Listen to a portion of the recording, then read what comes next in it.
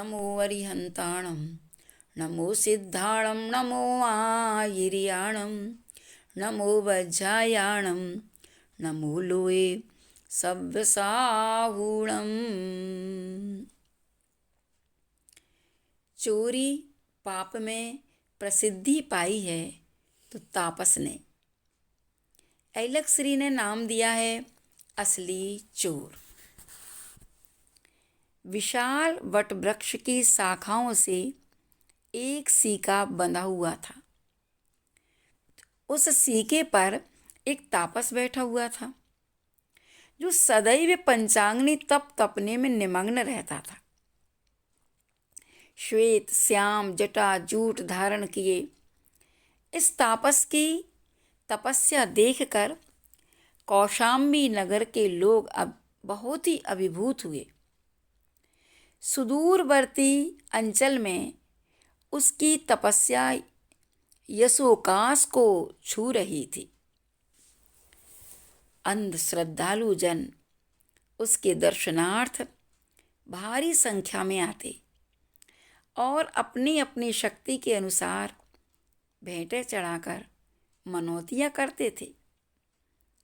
पुण्योदय से जिन लोगों की मनौतियाँ पूर्ण हो जाती थी वे उसे बाबा का प्रसाद मानकर आनंदित होते थे और जिनकी मनौतियाँ अपूर्ण रह जाती थीं वे यह समझते थे कि हमारी भक्ति में कमी रह गई होगी, बाबा तो चमत्कारी हैं। कौशाम्बी पति सिंहसैन नगर में बढ़ती हुई चोरियों से चिंतित थे। जनजीवन अस्त व्यस्त हो रहा था।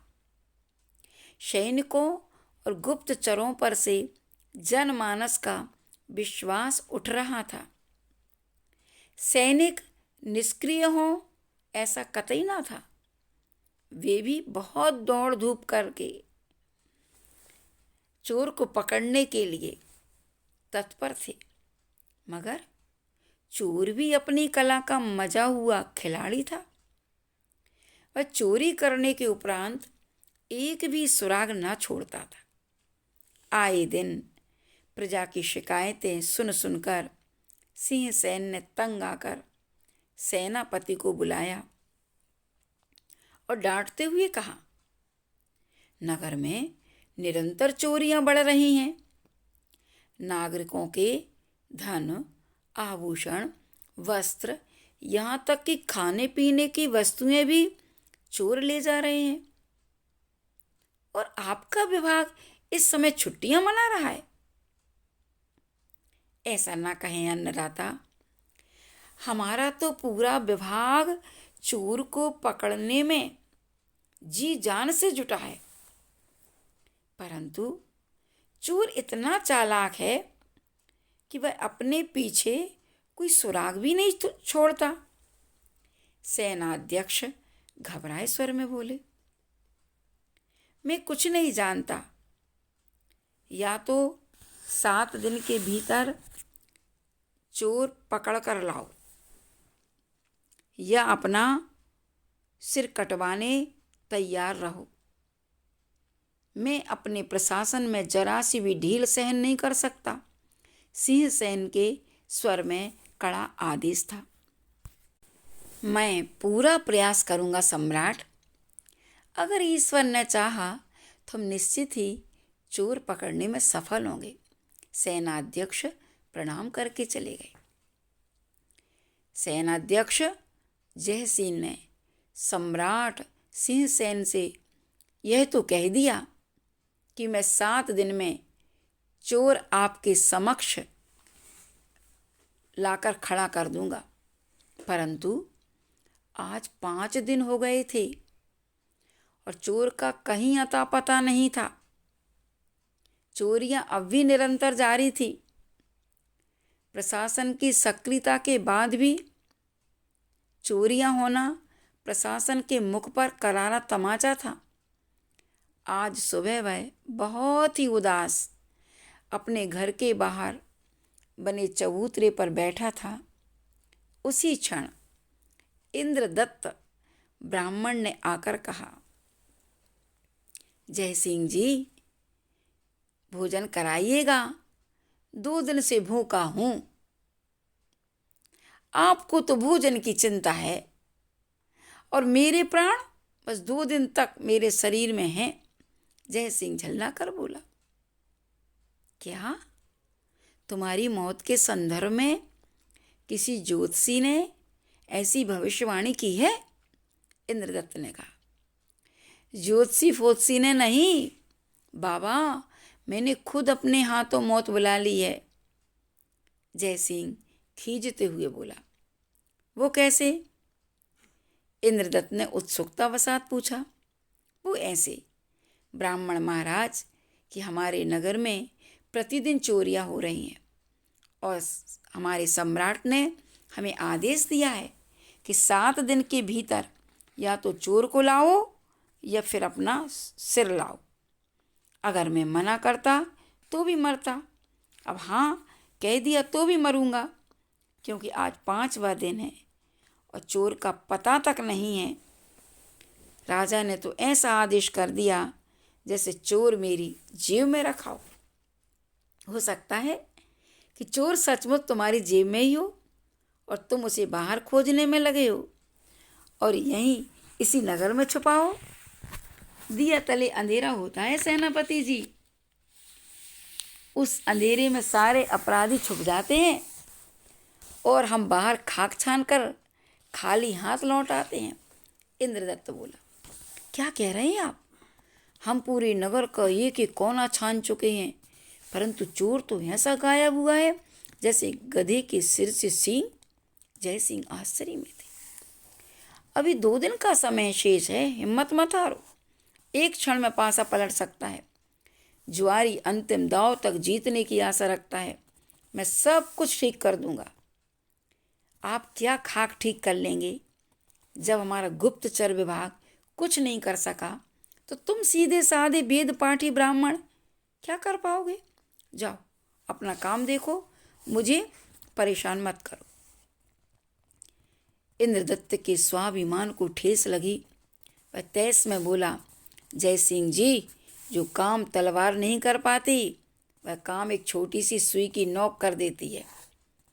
एक साधारण सी चींटी भी बड़े भीमकाय हाथी को यमपुरी का रास्ता दिखा देती है। इसलिए किसी को तुच्छ मत समझो। मुझे तो तुम इतना बताओ कि यहाँ पर कोई अत्यधिक निष्प्रय व्यक्ति है? हाँ हाँ, एक तापस अपने कई तपस्वी शिष्यों के साथ नगर के बाहर एक वृक्ष के सीके पर रहता है, परंतु उससे चोरी की आशा इसलिए नहीं की जा सकती क्योंकि वो भूमि का स्पर्श नहीं करता।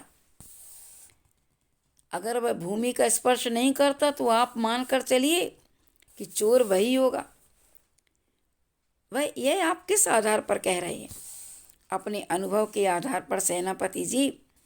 मैंने संसार में 4 कपट देखे हैं, जिससे मेरा यह मत बन गया है कि स्वयं को अत्यंत शीलवान कहने वाला व्यभिचारी और स्वयं को साधु कहने वाला ढोंगी होता है।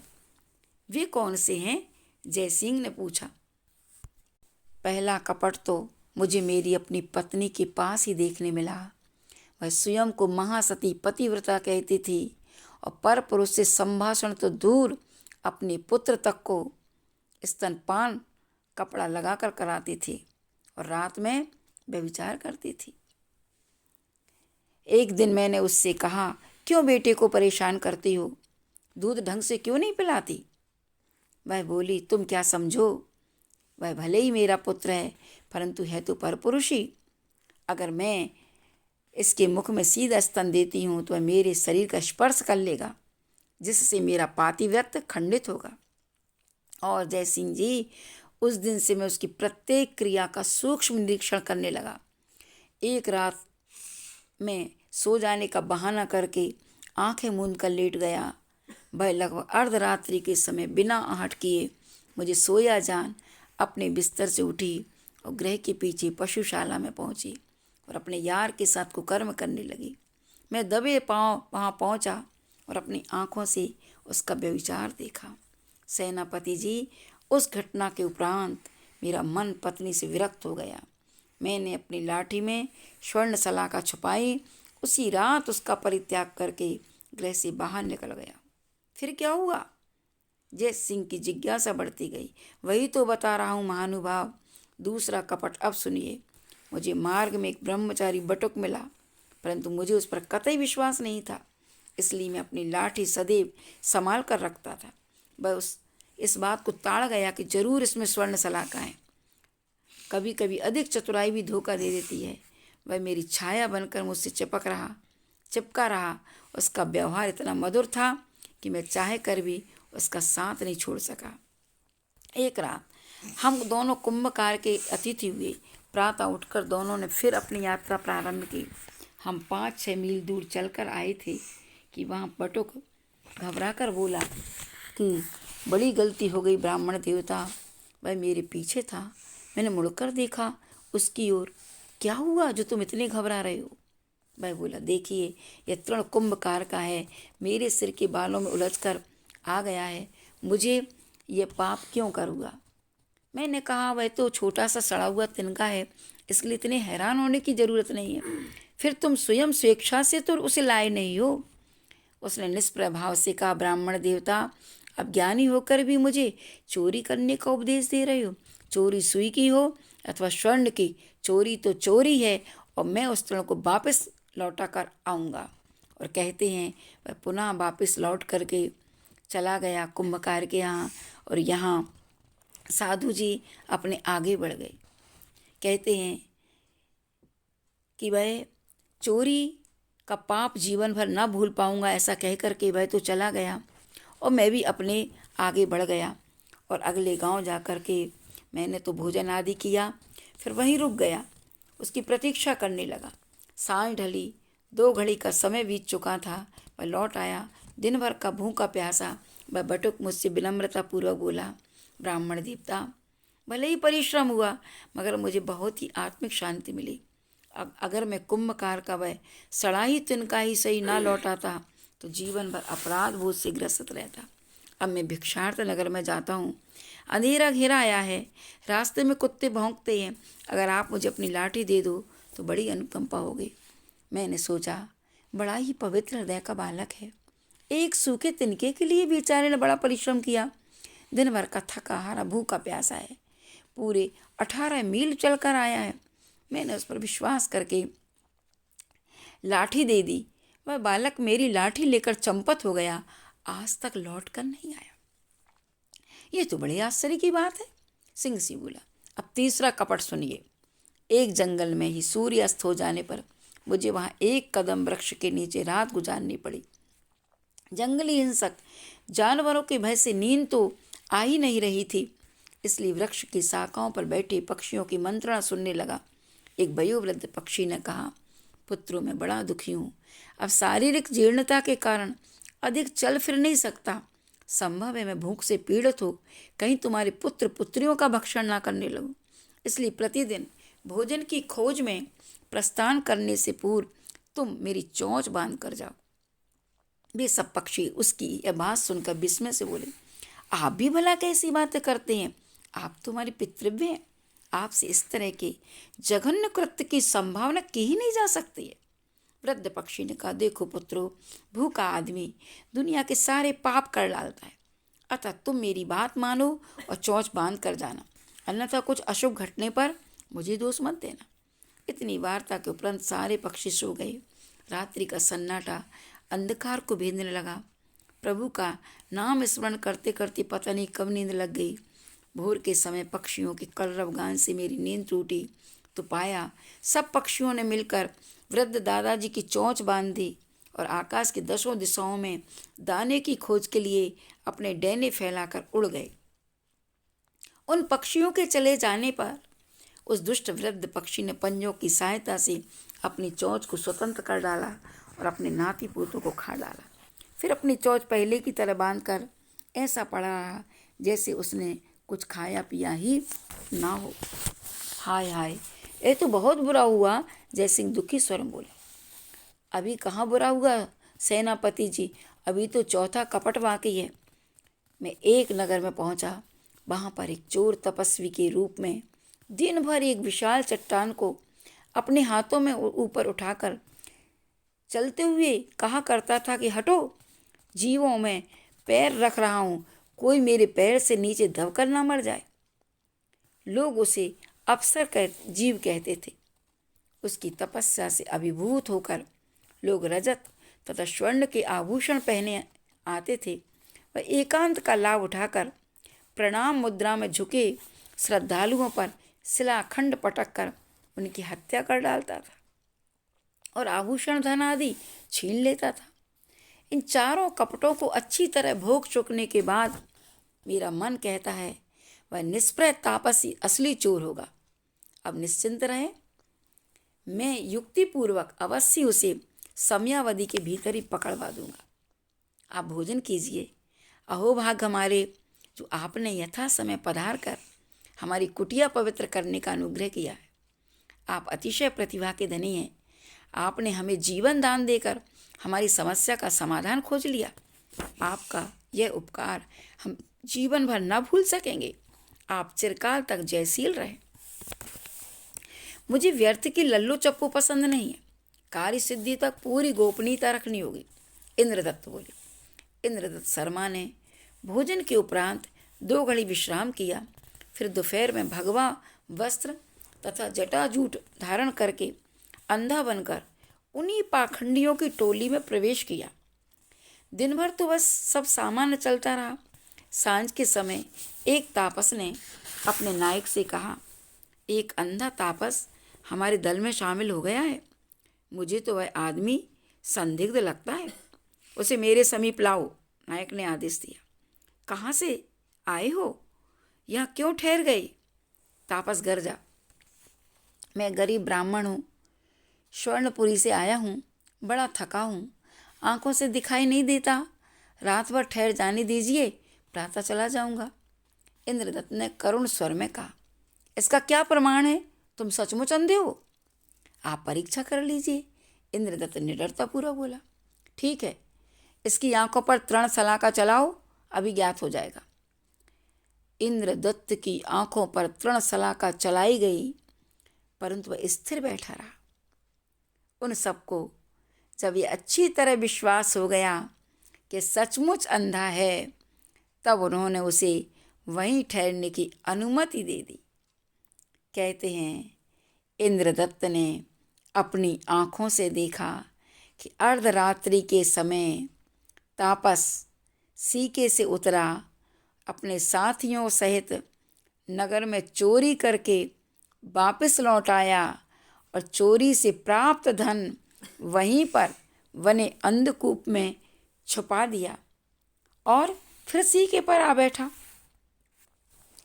प्रातः इंद्रदत्त ने सेनापति जयसिंह को पूरी सूचना दी और अगले ही पल तापस सहित पूरा ग्रोह बंदी बना लिया। देखो, अंतरंग की परिणति और बाहर की क्रिया। बाहर की क्रिया में तो वह बहुत तपस्वी दिखाई दे रहा था, लेकिन भीतर की परिणति क्या चल रही थी?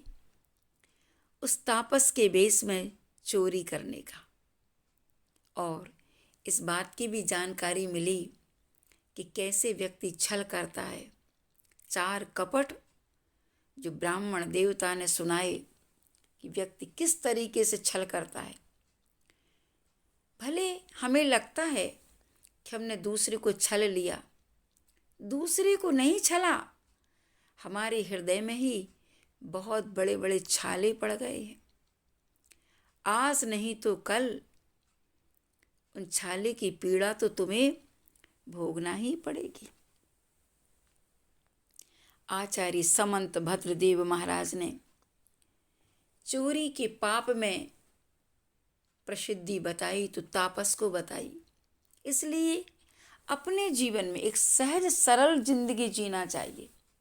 छल कपट की जिंदगी नहीं, निश्छल जिंदगी होना चाहिए। और निश्छल जिंदगी ही अपने जीवन को महान बनाती है। कहते हैं कि सेनापति की जिंदगी बची और चोर भी पकड़ा गया, और पता भी चल गया कि किस तरीके से तापस चोरी किया करता था। इस प्रकार से आज की यह कथा यहीं पर विराम को प्राप्त होती है।